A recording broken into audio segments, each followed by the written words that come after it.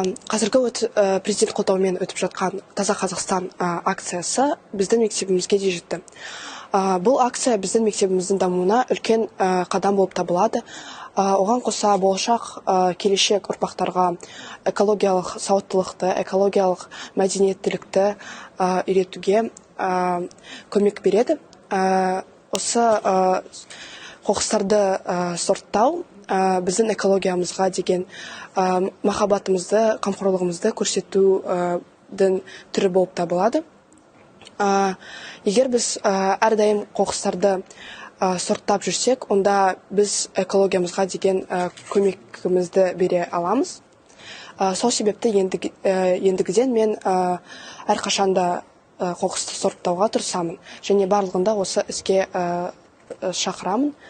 Осы акцияға біздің экологиялық министрлігіне және Жасыл даму компаниясына үлкен алғыс айтамын.